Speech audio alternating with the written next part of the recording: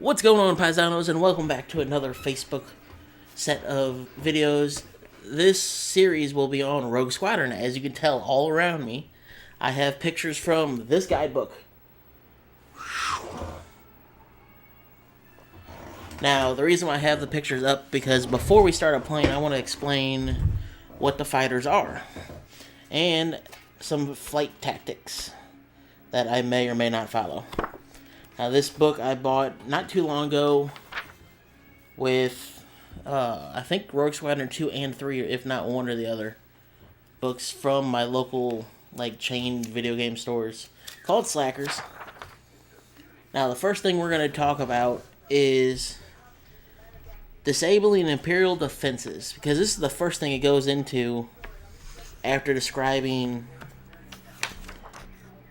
the pilots and your, chain of command and everything. Hence is why I have the images up around me. I keep pointing over here because it's over here to me, but it's all around me to you. So, if you're fighting a turbo laser, it says to, zigzag but vertically, and you go up and down like this to dodge the shots. The reason why you do that is you keep the turret locked on you up here, and then you go down to dodge a shot, you come up, take a shot, and just keep going like that. Now, if you're doing a missile turret, they want you to fly directly at it and shoot at the ports for the turret. That way, any missiles that launch out, you will destroy, and they won't hurt you. I'm actually going to have to follow that, guidance, because those are the turrets that kill me the most. And lastly, if it's a turret that's on, an incline or a cliff, it's here, and it's on like this, and there's a steep slope, they'd say to fly up from the angle coming like this. That way, the turret can only shoot out like that, it can't look down. So you come up underneath the firing arc. Let's see what else. Then it goes into the ships, and now we're going to talk about the images that I have on screen. So, to get things started, the fighters you see on screen are from, we're going to go off the image on the bottom. It's X-Wing, A-Wing, Y-Wing, Airspeeder, and then V-Wing. The Airspeeder is the Incom T-47. It is what they use at Hoth to rope the AT-ATs. Now, these images show you, first off the top left, how fast and how slow the fighters are in descending order. And I just realized I have both of those up. And I screwed that up completely.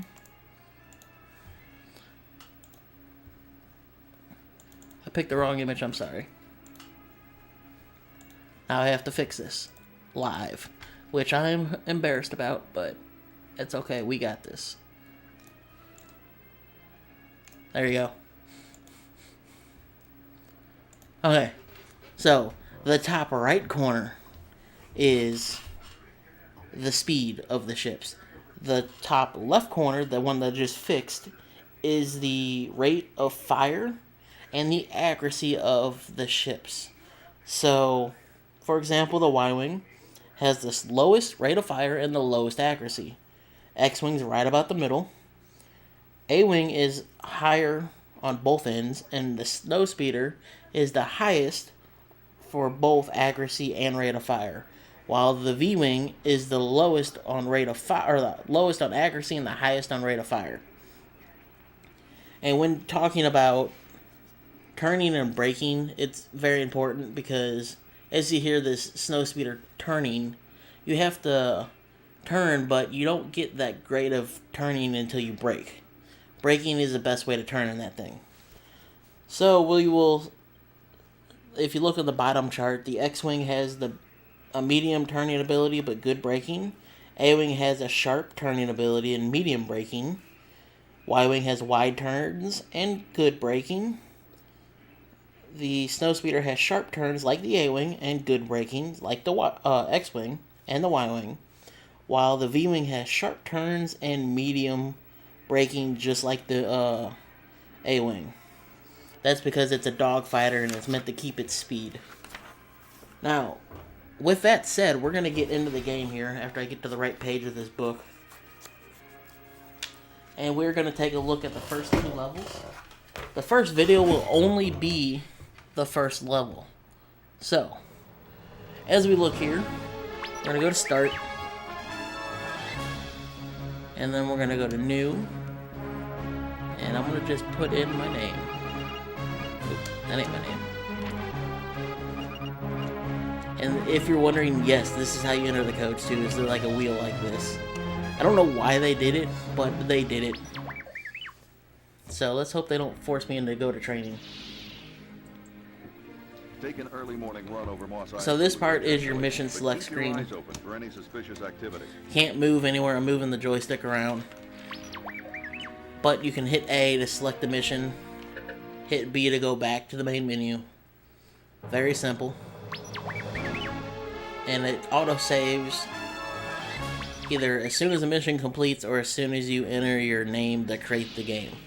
Now to select the mission, you just hit A.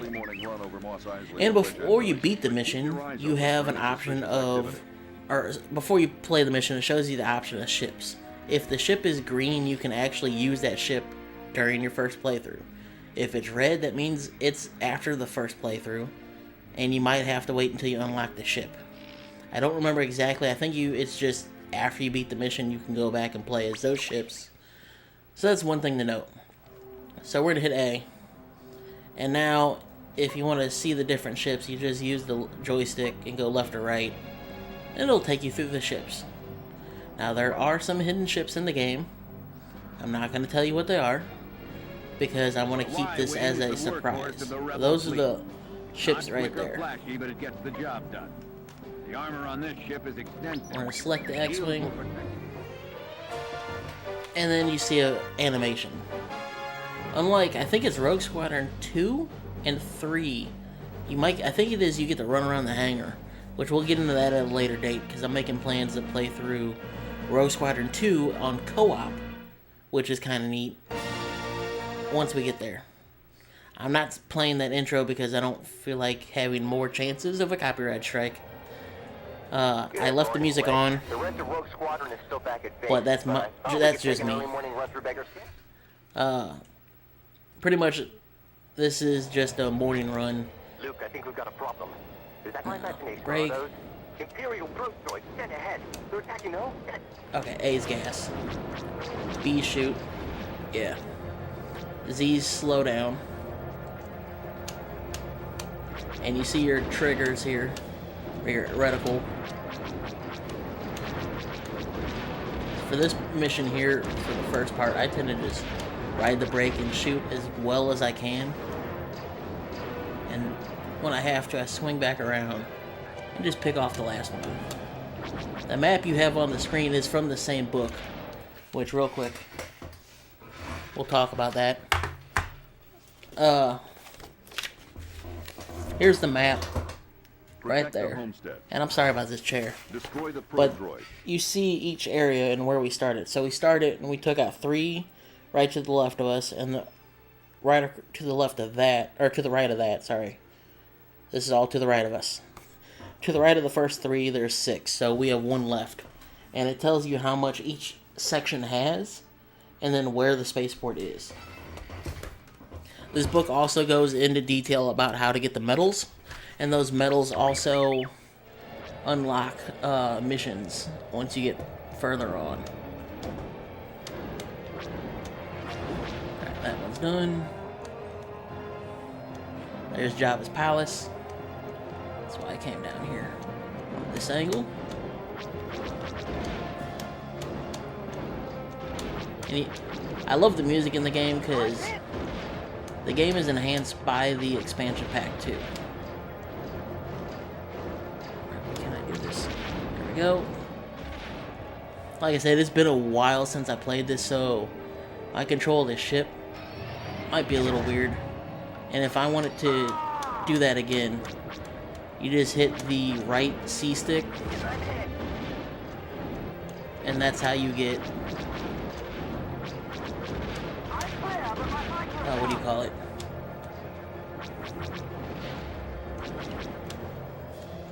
That one has takes 2, so where's the second? There we are. I just hit the right C stick and I'll close my S foils. I cannot fire while that's doing that, but I get a good boost of speed. There we go. And now we move on to Mos Eisley Bombardment. We gotta take out TIE fighters. I want to get there as quick as possible. Maintain visual scanning. I think there's some Banthas. Or Tusken. Now I can destroy the buildings, but I don't want to. If I hit... This is the part I don't like, because I'm not that accurate anymore. I used to be really good at this, but since it's been a while since I played this, getting as accurate as I used to be is going to take some practice. We might actually get to replay this mission. This one's not taking me that long.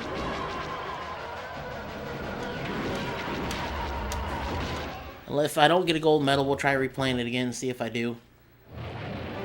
But that's the first mission. Very simple. Work, Rogue Squadron. We might make a name for ourselves after all. And with the first mission done, we get to look at the rewards. And I got a bronze, I believe. Because I didn't kill enough, or I didn't save enough friendlies. They get a gold, I need 50. They get a bronze, or get a silver, I need 49. But besides that, you know, I did pretty good. If I would have killed the bombers a lot sooner, I would have saved the civilians a lot sooner. But that's the first mission. I hope you guys enjoyed this. And don't forget to like, comment, and share. Let me know if this was your first Star Wars game you played, or you got to play one of the older ones on the 16-bit consoles, or even the 8-bit consoles, depending on when you started playing. This is my actual second Star Wars game. The first one was on 32X, and that's on home consoles. I did play the arcade games when I was younger. I love the Star Wars Trilogy arcade that was in the movie theater with the flight stick where you fly around and crap. That's like the arcade that I want to get. But anyway, don't forget to check out the Patreon, YouTube donations, Twitter. You are watching this on Facebook, so go to the YouTube page and check that out as well. Peace out, everybody. Have a wonderful day.